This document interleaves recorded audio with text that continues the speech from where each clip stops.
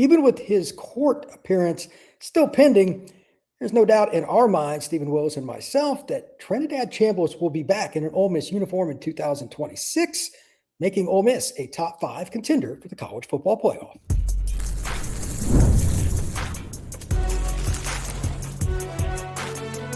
You are Locked On College Crossover, part of the Locked On Podcast Network. Your team every day. This crossover of Locked On Ole Miss and Locked On the Portal. I am Brian Smith along with Steven Willis. Thank you for making each of our shows a part of your day each and every day right here on the nation's #1 podcasting network, Locked On. We are brought to you by our friends over at Mazda. Right now, Mazda has everything lined up for you because we put the same drive into every detail. Wins define the moment, putting in the work that defines you. Stay tuned for highlights in this week's Moving the Game Forward. We're talking about Mr. Trinidad Chambliss. There's more to a Mazda because there is more to you. We're going to be talking about what is it going to take for Ole Miss to now handle the spotlight after they made such a deep run in the 2025 college football playoff. It's going to be an interesting change because they are no longer the hunter. They are the hunted. We're also going to talk about the defense, key additions from Auburn and all kinds of different places. The portal has been kind once again to the Rebels. Their defense should take a step forward. They have an intriguing schedule. We're going to talk about a few of the road games and, of course, the big game with Lane Kiffin and the LSU Tigers early in the season, once again in Oxford. But to start off with, we want to talk about Trinidad Chambliss and a little bit about Luke Ferrelli, but more the former than the latter. Steven, I'm biased, so I'm just going to make the following proclamation. I'm not an Ole Miss fan, but I do hope that Trinidad gets his waiver just because I like to watch him play. With that being stated, no offense to Division II Ferris State, but in my opinion, I'm not a lawyer, it's not the same exposure opportunity to play at that level, obviously, as it is in any level of Division I, especially Southeastern Conference at a school like Ole Miss. And he had, the weird medical situation. I'll be surprised if he is not granted the waiver. What is your take on Trinidad Chambliss? Yeah, I think everybody's operating in Oxford, Mississippi, like Trinidad Chambliss is going to be the starting quarterback on the first snap of 2026 at this point. Where we're sitting right now is the NCAA currently has everything, and at any point, even by the time you watch this, it could have dropped in between the time of us recording and the time you watching. They're going to announce their decision, whether they're going to uphold the denial or they're going to grant him eligibility through the NCAA. And the reality of that is that would be a nice clean bow that gets put on things if Trinidad gets that. But if you look at the ultimate thing for Trinidad to get eligibility, it's the state courts. They've already filed the lawsuit that could happen. It's almost a home run that he's going to get it, in my opinion, once you look at all the evidence that is out there. And when Trinidad Chambliss becomes the starting quarterback, Ole Miss has arguably the best quarterback in the country, the best running back in the country, and the best kicker in the country. And anytime you have those three positions that can affect winning, it's probably a pretty good sign for your football team.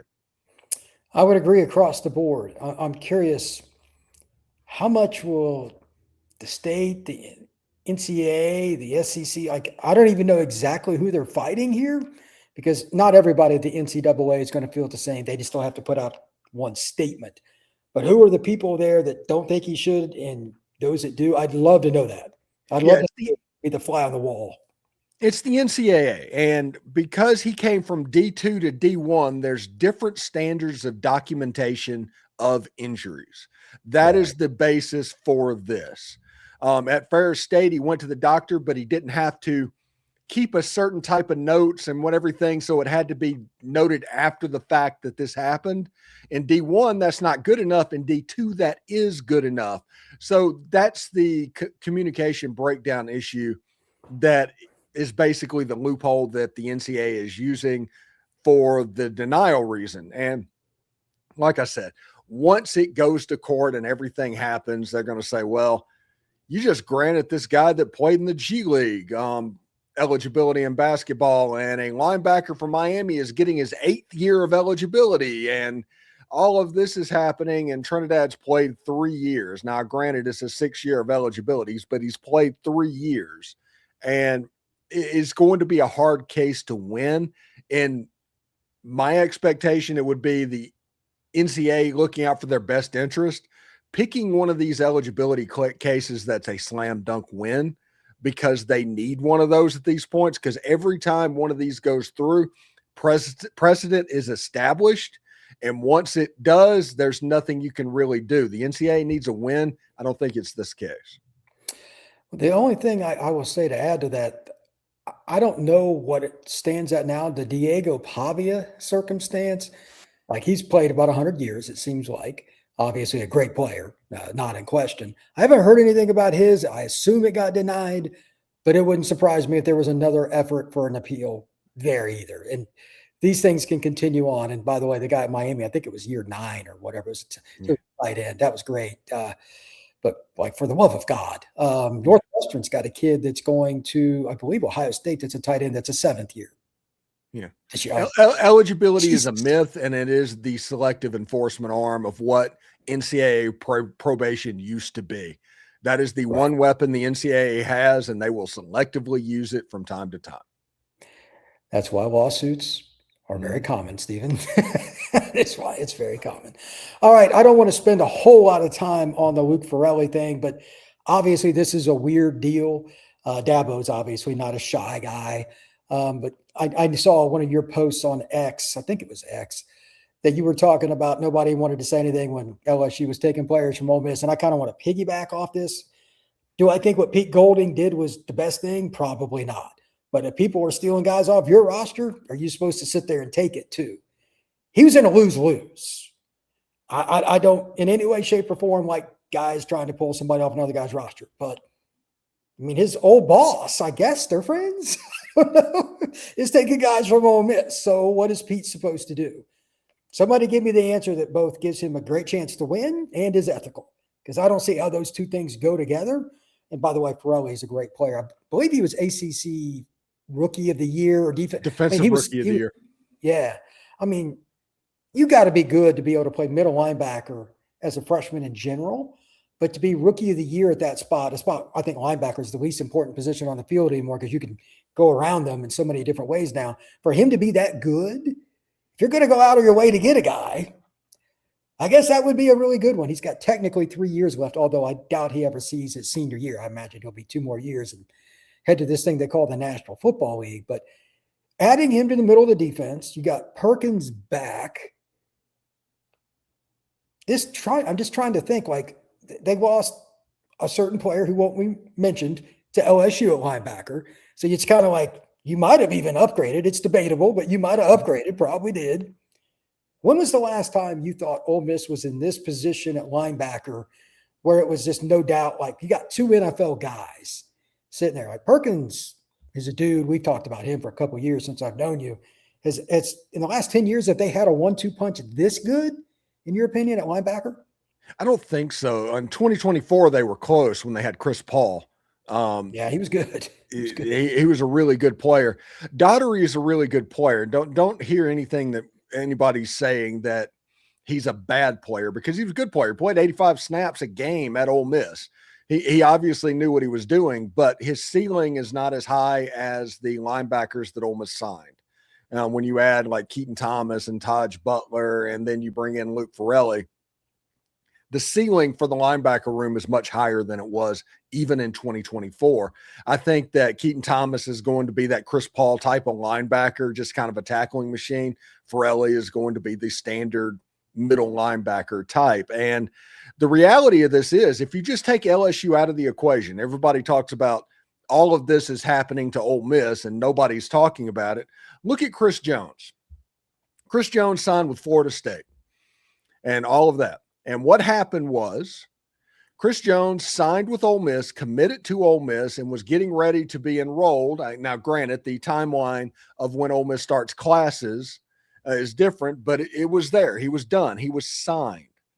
Florida State grabbed Chris Jones, offered him 3 times the salary, and now he is a linebacker at Florida State University.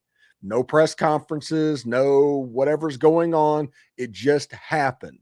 That's the environment that we're living in. And I think the reality of this whole situation is, it's not an ethical or anything like that question. It's just, if you go from 2014 into 2026 and didn't participate at all until now, I imagine this whole scenario is jarring.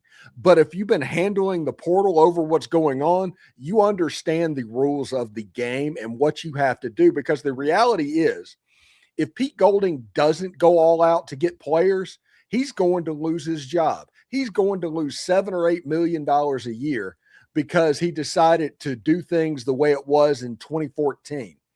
And not a single coach in the country is going to be willing to do that. Now, is Dabo upset about what happened and the way the transfer worked in 2014? Yeah, he probably is, and probably honestly deserves to be. But that 2014 Dabo doesn't mix with the 2026 transfer portal and what's going on. And every coach has to do this. Now, I will say this. Ole Miss has taken a transfer portal player from Clemson in 3 of the last 4 years of the last 4 years. That probably adds a little spice to the life of this situation, I'm sure. Yeah, TJ Daugherty came from Clemson. There's a cornerback that just transferred to Ole Miss from Clemson, like Tavoy Fegan. Yeah. So there's a little bit of history there, and I do not think that this is going down exactly the way it's being put in. They're trying to stop Ole Miss from coming in and taking their players. Fair enough, but I think the biggest thing from this, and again, I'm not advocating for stealing players, but it is a new era. Dabo has been the least likely person in almost every single possible way to adapt or even think about adapting to portal, and to especially that 3-letter acronym, which he quite honestly despises, and that's name, image, and likeness. So it's, you're not going to win it again unless you adapt, and he's a great coach. So I hope that, I'm not saying he's going to go the exact route everybody else is, but he's got to adapt some, and it is what it is. Yeah, if he doesn't, he's not going to have a job in 2 years. Yeah, they'll be 7-5, 8-4. They won't put up with that at Clemson. When we come back, I want to talk about the Ole Miss schedule, the defense for the Rebels. We got a lot to discuss right here on the Portal Podcast crossover with Locked on Ole Miss. Today's show is brought to you by Mazda's, moving the game forward for those who show there's more to the score than what's on the screen. And for Ole Miss, since we're doing an Ole Miss crossover, this is very, very simple. In my lifetime, I have followed college football for roughly 40 years. I don't know if I've ever seen a player really change the score or how people view college football quite the way that Trinidad Chambliss did. Tremendous story, a kid that just wanted to play Division I football, ends up at Ferris State, gets his chance, and he just transcended what it means to never give up, to never think that he wasn't going to be the guy, takes his opportunity, even as a backup at Ole Miss, and moves it forward because he never quit. And that's the way you should look at Mazda as well. We put that same passion into every model. Highlights make the real. What it took to get there makes it count. But there's more to a Mazda because there is also more to you. Thank you once again for making the Ole Miss podcast, Locked on Ole Miss, and Locked on the Portal a part of your day. And if you want to take it to the next level, I know Steven really goes all out. I'll let him explain his $15 a month deal, but it's pretty simple with the basics. If you want to take your audio on the go with no ads, it's $5 a month or $50 a month with the Everydayer Club. And you also get Discord and other things. Steven, if you want to explain your intelligent idea and all the stuff that you do with all the videos and stuff, fire away, brother. Yeah, we do a thing in the morning or the night. It's called Show Prep, where I get behind the scenes for every episode that I do. I have Coach Corey Burton, who also does Locked on Vandy. He does video breakdowns like the film guy on YouTube. Everybody talks about that. We have one of Luke Ferrelli. Any big name that comes through, he usually breaks it down a couple of minutes if he can. And we have Dalen Flowers, who's in Oxford, kind of covering the news on the ground. And we have Mike Huseman, who is big in the transfer portal and in coaching searches. All of those are available in the $15 a month all access plan if you're interested in that. I appreciate it, Stephen. Thank you very much. All right, now let's talk a little bit about something that you and I are fascinated by every year. Every time I do crossovers with you, this comes into play in some way, shape, or form, and that's the schedule for Ole Miss. Like, I call it the Lane Kiffin game because LSU, it's pretty early in the year. It's like game 3 or 4, isn't it? It's It's pretty like early. game 3, I think. Yeah. They come back to Oxford. I don't know how much we can really preview a game in January, but I may even go up for that game, and I've never seen one at Hemingway, but I guess if I'm going to, Stephen, that would be a great way to start. Yeah, that one could be an absolute zoo, and it probably will be a zoo, if we're going to be honest. I work with Coastal and Star 7-on-7 organization. I may have to find a way to take some kids up there so I can be on the sideline for that.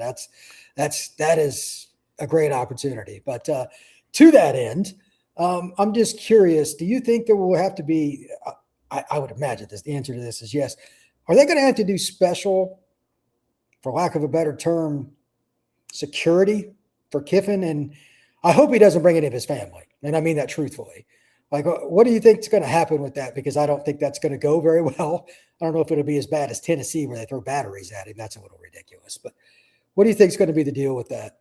He better hope it's not as bad as Tennessee, because Ole Miss, there's tighter confines than it can get to you.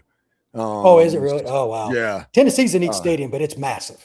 Yeah, it's one of those things. I don't know if it'll be like that Tennessee game in 2021. It's going to be a cauldron. It's going to be rough. And I'm just going to be completely honest.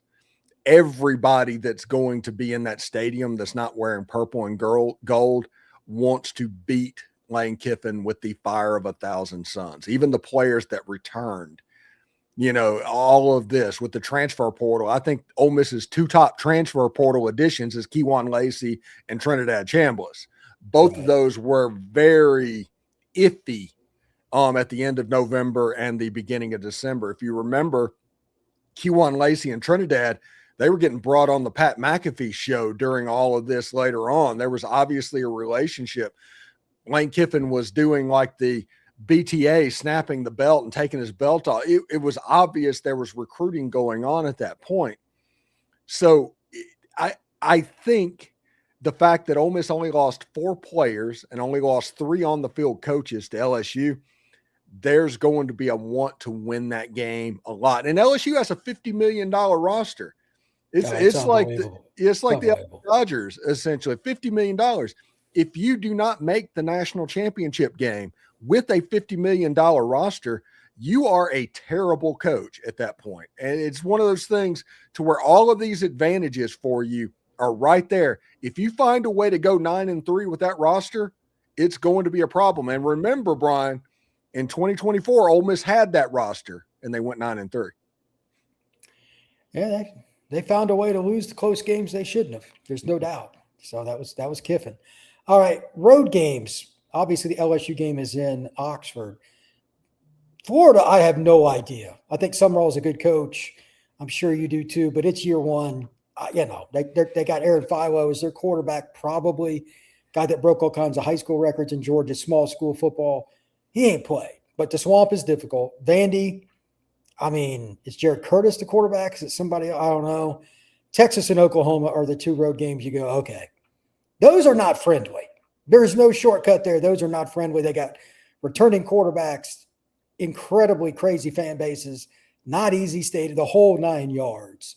Which one are you more weary of, Texas or OU? Oh, Texas. And it's not because of the talent on the field, because I actually think that OU might be better as a team. But anytime you have a Manning versus Ole Miss, it takes it up a level. 100%. And in that game, you will have a Manning play against Ole Miss. So that is the game I'm going to be wary of. Now, if John Mateer is healthy for Oklahoma's going to have a better team in 2025. That's going to be difficult road games for Ole Miss to navigate at Texas and at OU. Seriously. Oh, I absolutely agree. The defense should improve quite a bit for Ole Miss. But to that end, do you think any one level is going to be totally different or like just go up exponentially? And if so, which spot would it be? I think it's going to be the defensive backs, if we're going to be honest about it. Last year, Pete Golding was not able to play man defense. And this defense, when you can't play man or against any team, when you play man, it's going to open you up to other teams running the ball on you because you have to protect that secondary. This year, that's not going to be a problem. You can tell that Ole Miss was kind of fed up for a lack of a better word, for a lack of doing that. They went out and got Jay Crawford, who is basically a Trey Amos clone from Auburn, that you can just lock down the side of the field with him on. You still have your number one corner in Antonio Kite. He's probably going to be on the other side. And we talked off air about Sharif Denson, who came from Florida. But you look back at the safety positions. Edwin Joseph from Florida State, kind of a ball hawk, somebody that can play the position aggressively, and Janelle Aguero. I think that Ole Miss, I don't overlook the fact that LaDarian Clardy could end up being the free safety on this defense, by the way. He in the playoffs, he actually played quite a bit. But when you put all that together, there's a very much more athletic group that can man covered, can take half the field away, and kind of let those linebackers and defensive line do what they did in 2024. And if Ole Miss can do that, they're going to be a problem to deal with. Finally, being in the national spotlight, how do you think that'll impact Ole Miss as they are going to now be the hunted instead of the hunter? Do you think that changes anything? And if so, how? I think they've been the hunter for a little while, the hunted a little bit so far going into this past season, because in 2024 is kind of where it flipped over to where they were the hunted, I should say. And in 2025, last year, they were still the hunted. They just were able to win the games because they were a winning football team. And I think that Trinidad, I think that Kewan Lacy, I think that the major players on this Ole Miss team have been through the wars essentially with that 2024 and 2025 team, and they'll be able to handle it. Now, this is the first year of the 9-game SEC schedule, so it's automatically an extra conference game thrown in. You have your lifelong rivals against the Oklahoma Sooners. You have to go back there. You have LSU at home and their $50 million roster. And then the Egg Bowl is just the Egg Bowl. You never know what's going to happen there.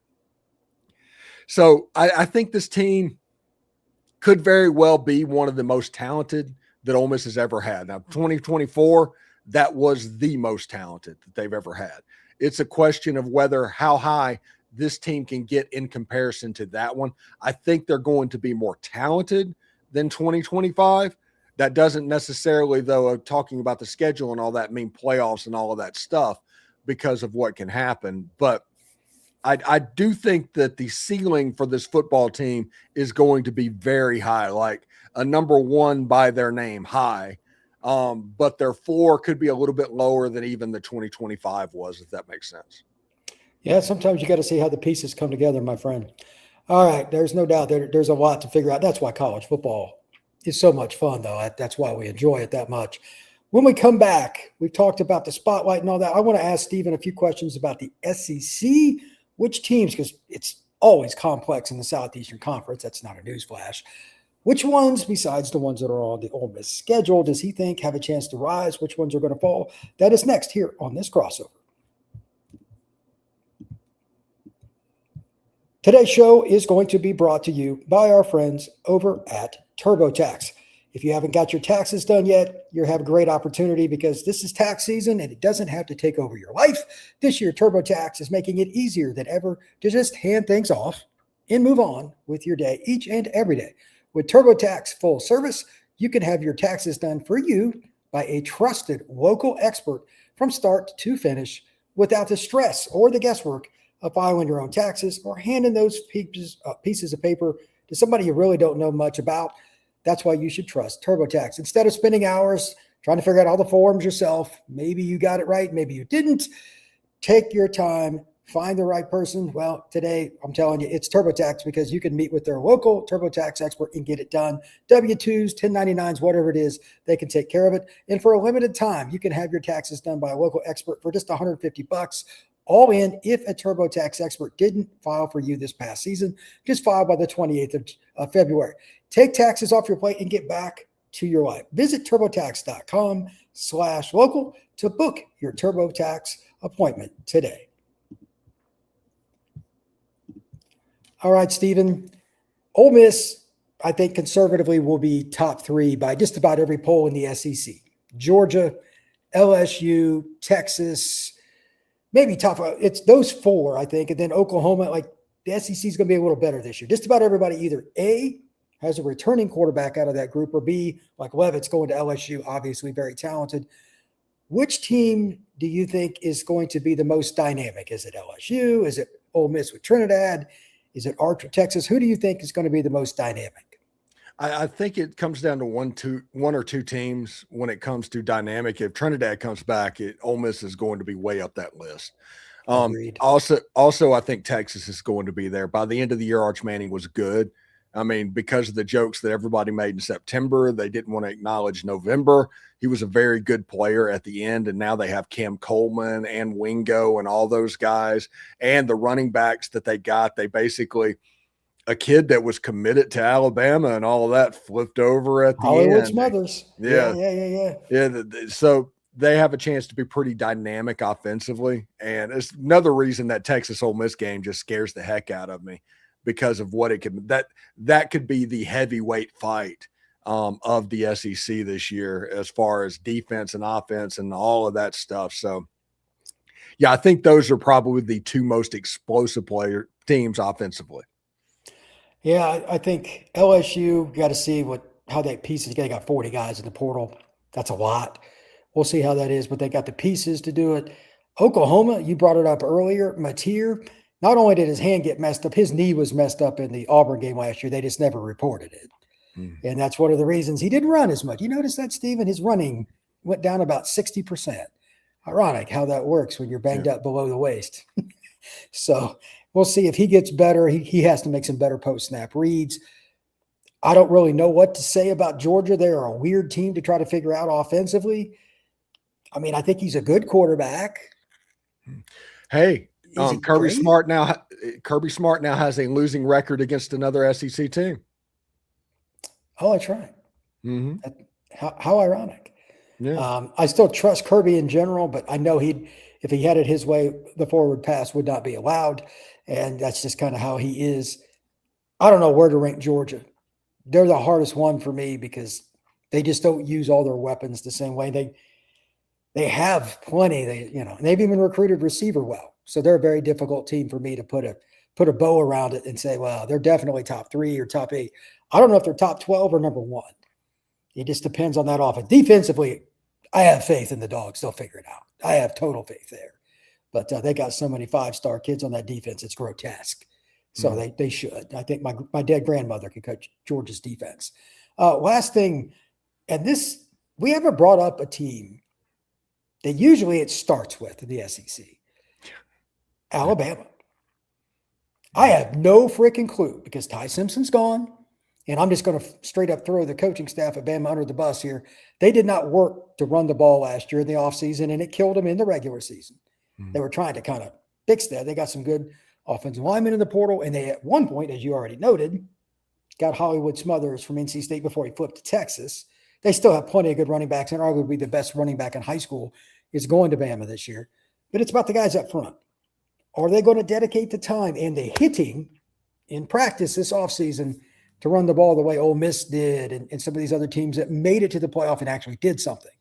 I need to see it, but it's not like Alabama is void of talent. And I'm just going to go ahead and throw this out there just for down the road. If they finish, let's say, 5th in the SEC next year and go 9-3, it's going to be a cauldron of its own in Tuscaloosa, 8-4, anything like that. And their schedule's hard. They play a really difficult schedule, and Auburn's going to be better, etc. Who knows? But the fact that you and I, neither one of us brought up Alabama as a top team in the SEC, not that they're bad. I think they're somewhere between 7 and 12 talent-wise in the country. But the schedule is not easy, and I think the league is harder overall. So even if they made it to the SEC title game, they probably won't be the favorite. Alabama fans have a very linear view of the world. It's Alabama and nobody else. So that's going to be very interesting. Do you think there's a chance if he goes 8-4, he gets canned? Like, what do you think is going to happen with DeBoer? I don't know if he gets canned because he made the playoffs, and even though so he probably gets a little bit of grace because of that. But his seat's going to get hot. It's going to get hot in a hurry. Before we get out of here, watch out for South Carolina this year. I think that Lenore Sellers was built in a lab to run a Kendall Briles offense, and there's going to be it's going to look different offensively, and they're going to quarterback power you to death, and he's built to do that. That guy's a truck. He's 240 pounds, and he can throw it a mile, but he can also just flat run over you right between your jerseys 1 and 2. He can put it on you with his cleats. So, Steven, I appreciate it. As always, this has been a crossover Locked On the Portal with Locked On Ole Miss. Steven, tell everybody where they can find your work, my friend. Go to Locked On Ole Miss on YouTube or wherever you get your podcast. You can follow me on all the socials as well. Join our All Access program, our membership program as well. All of that's available for you. We like to have a good time talking Ole Miss football and only caring about Ole Miss football. So that's something that we have kind of going for us. I appreciate it. You can find the Portal Podcast all the same places you find Locked On Ole Miss: Spotify, Apple, Podbean, and of course on YouTube. This has been a crossover Locked On Ole Miss with Locked On the Portal.